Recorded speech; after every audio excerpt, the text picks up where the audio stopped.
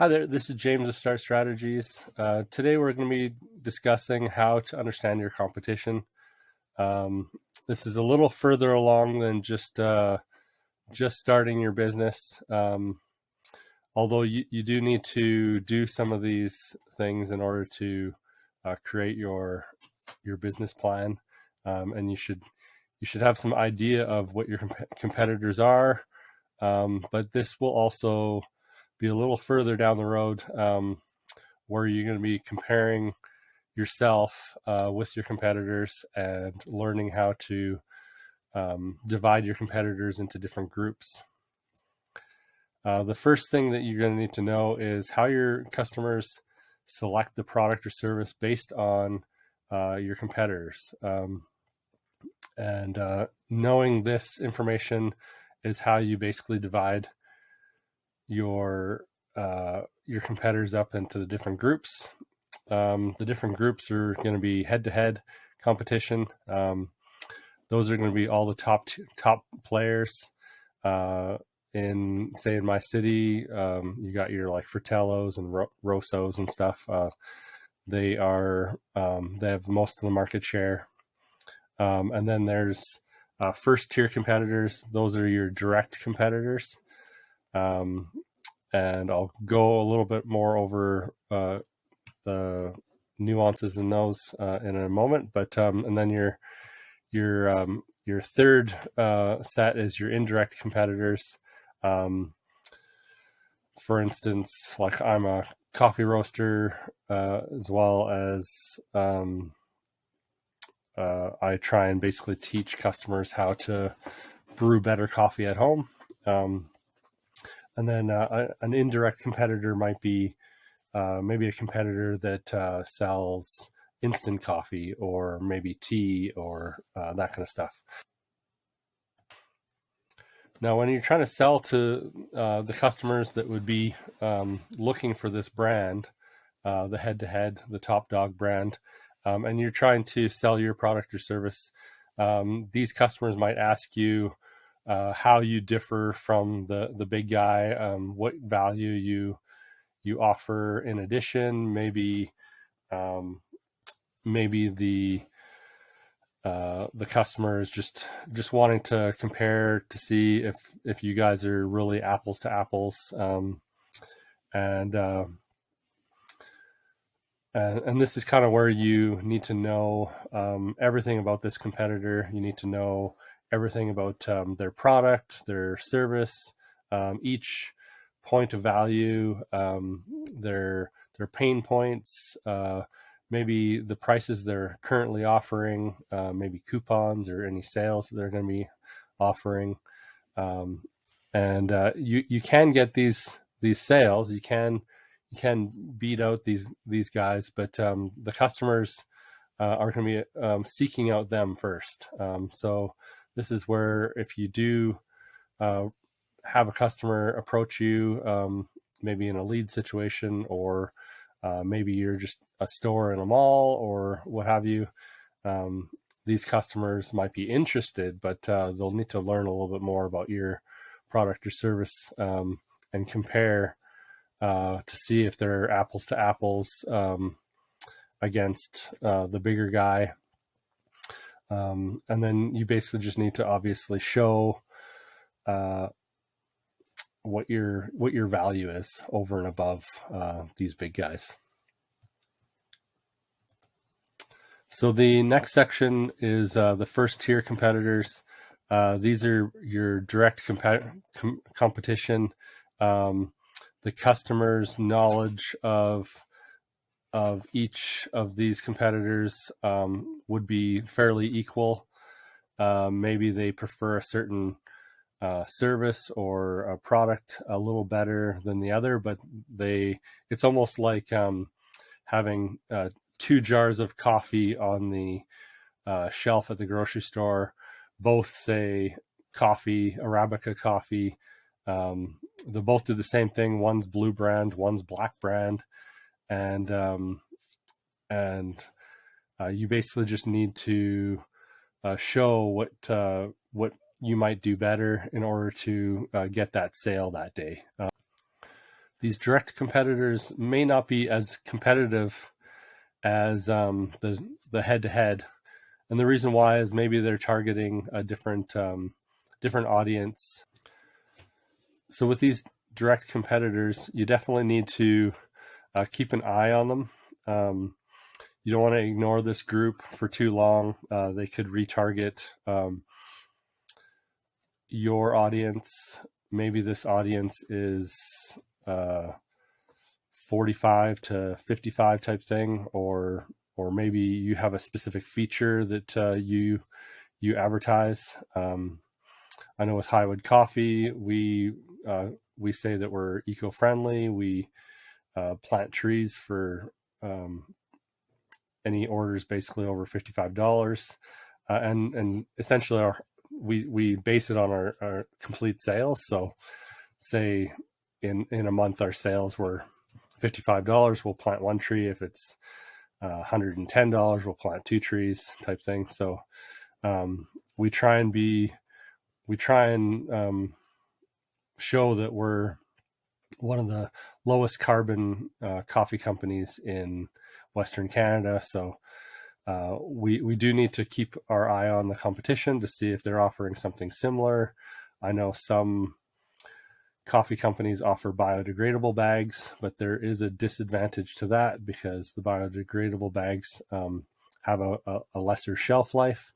So if you're selling retail, you definitely don't want to buy a biodegradable bag after, say, 6 months, because it won't keep the coffee as fresh.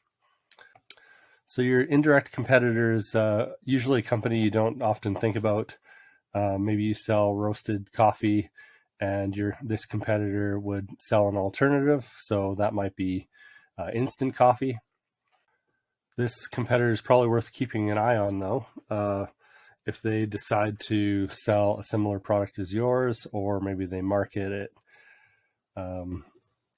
similarly to you, or target kind of your audience with benefits. Obviously, roasted coffee, you need to brew that coffee, whereas instant coffee, it brews quicker. So maybe they're gonna target the specialty coffee customer, and they're offering a faster brew. So all they do is just put a scoop into boiling water, and all of a sudden they have specialty coffee that supposedly tastes great, and is a convenience. But it is an alternative to brewing a good cup of coffee. So you'll definitely keep an eye on these people, because if they pivot and come out with a new product, maybe yours could be obsolete.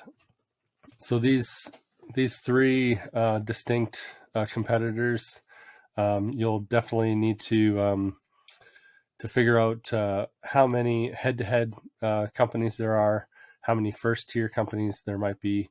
The first-tier companies, there might be 2 to 3 times as many as the head-to-head. The head-to-head, maybe it's just a handful. You got, say, 3 main brands that are out there for the customers that know the brand, say BMX or Kleenex or whatever. Those are definitely head-to-head names that are just right on the back of your tongue.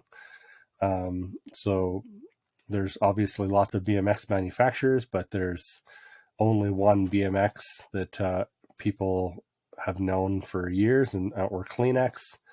It just and they kind of turn into a recognizable name.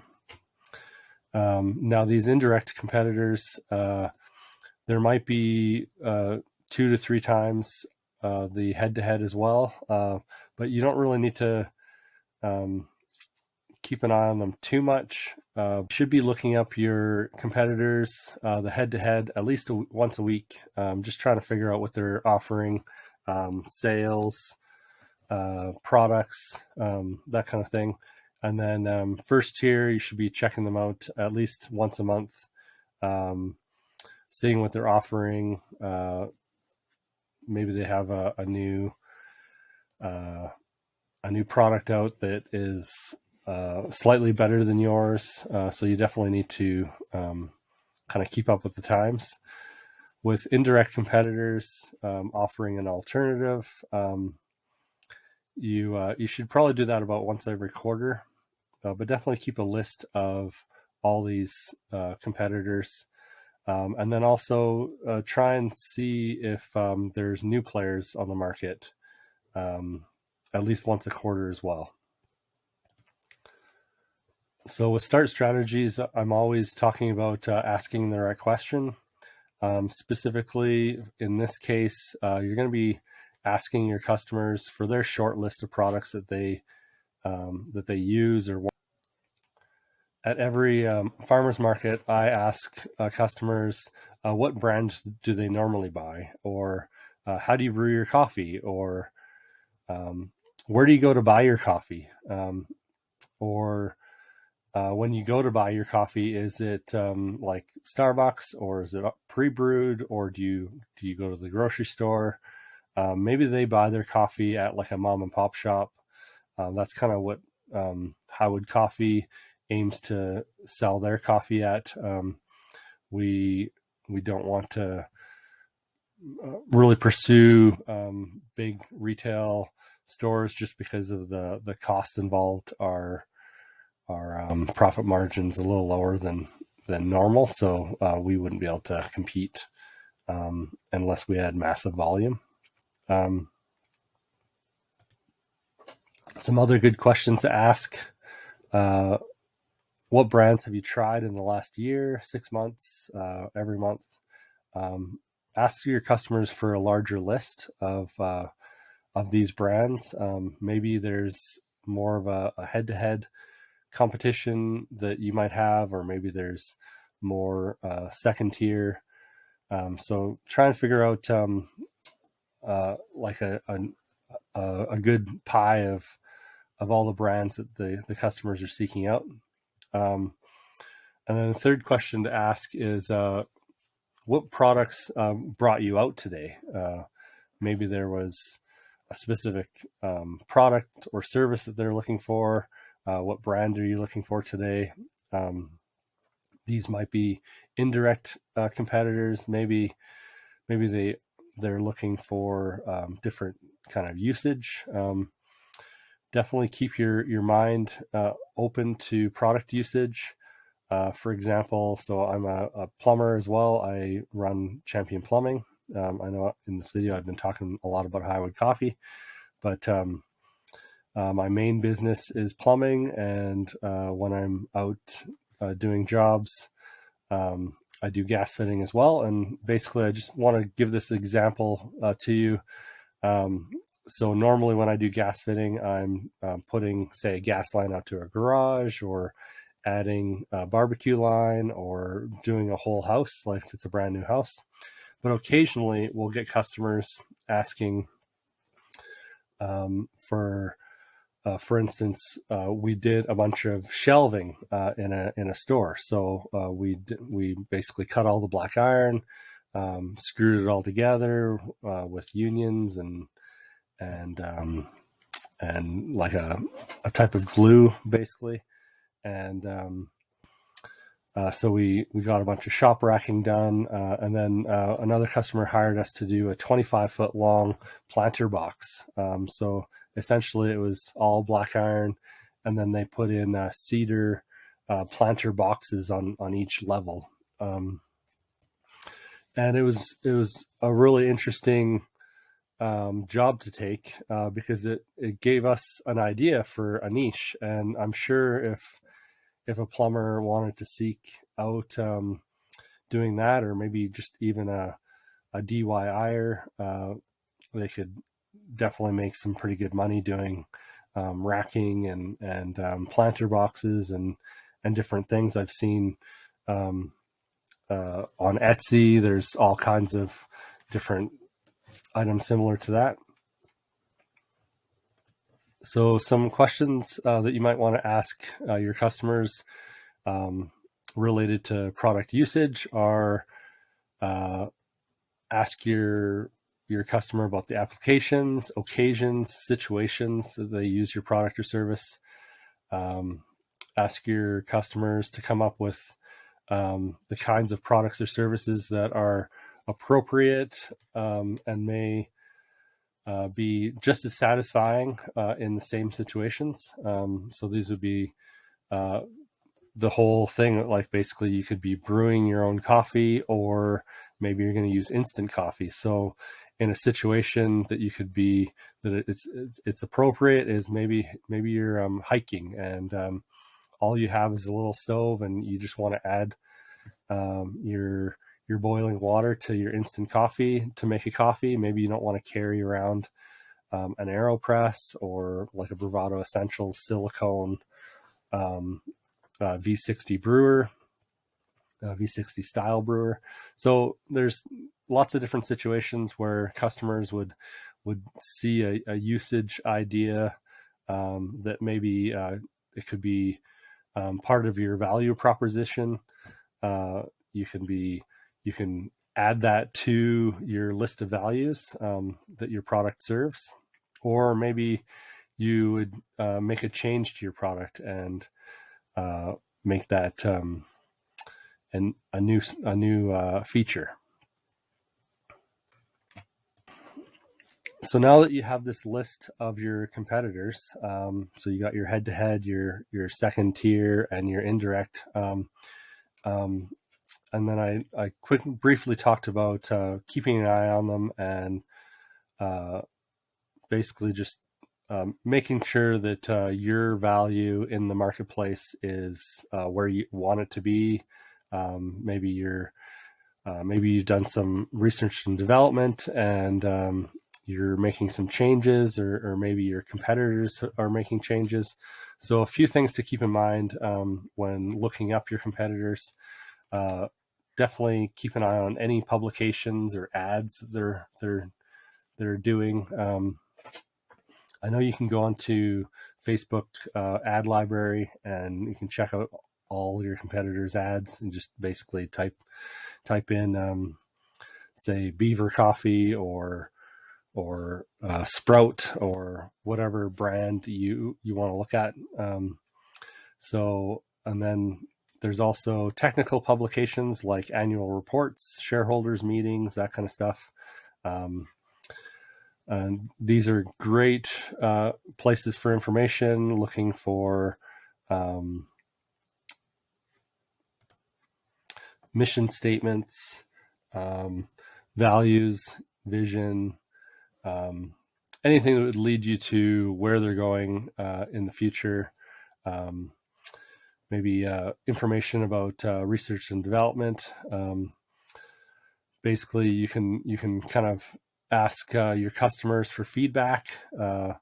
That's a biggest way to figure out what the competitor is doing. I know as a plumber, I constantly have customers doing estimates, and they basically say, oh, well, this guy is doing it for this price, or this guy's doing it for this price. So you definitely get your feedback from there.